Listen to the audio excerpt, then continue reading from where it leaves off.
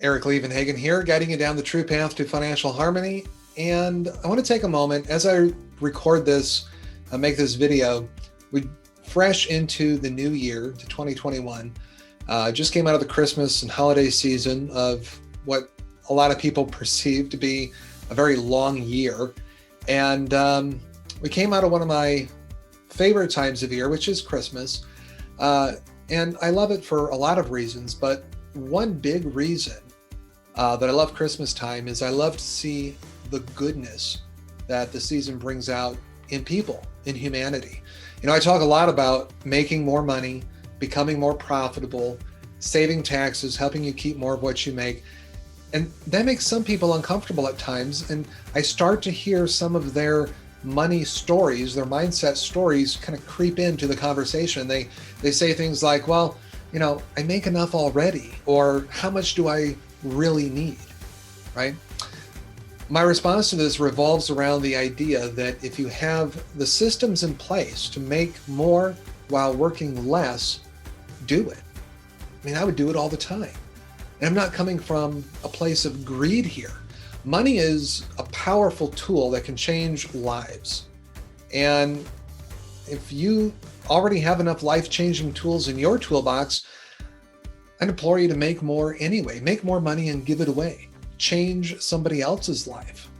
You know, what I found to be true after 15 years plus in this business is that money is a magnifier. If a person has a good heart, money will simply magnify that.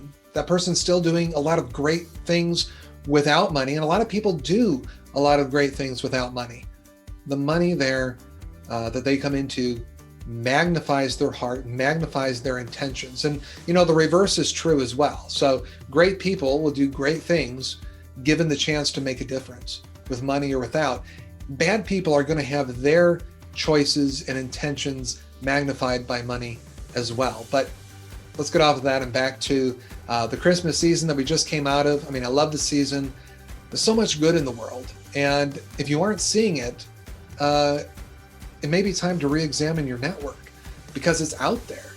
And better yet, you could be an example, and maybe you are already an example that sparks a chain reaction in your own network to do better.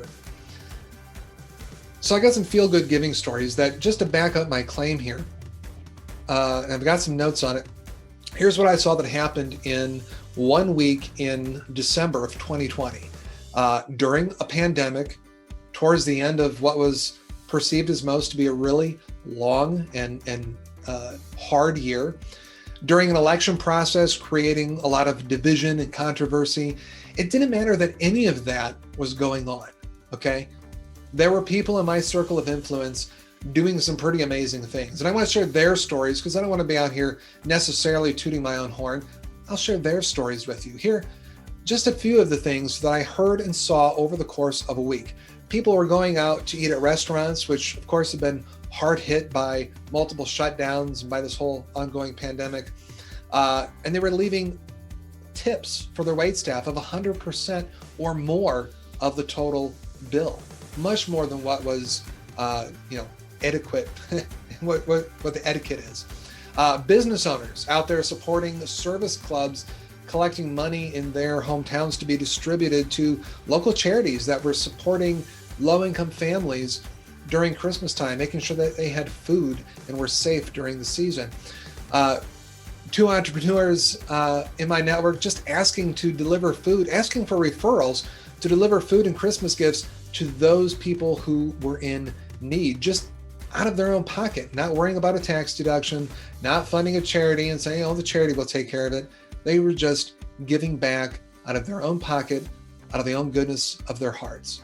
I heard of an entrepreneur couple who reverse tithe every year, giving away 90% of their income and only living on 10%, something they had done for several years. I heard another story about a couple who was supporting a family that had fallen on really hard times, and that couple were able to buy them a house, a car, household supplies, things that this family needed to stay on their feet.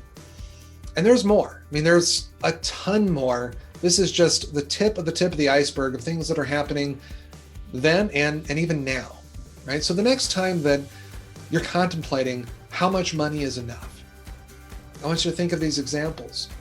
Think of the millions of people out there that are not fortunate to have a system like yours to create more wealth through a systemized process. And at the end of the day, think about this. Do you want to be the person who can help make a difference in other people's lives and change lives?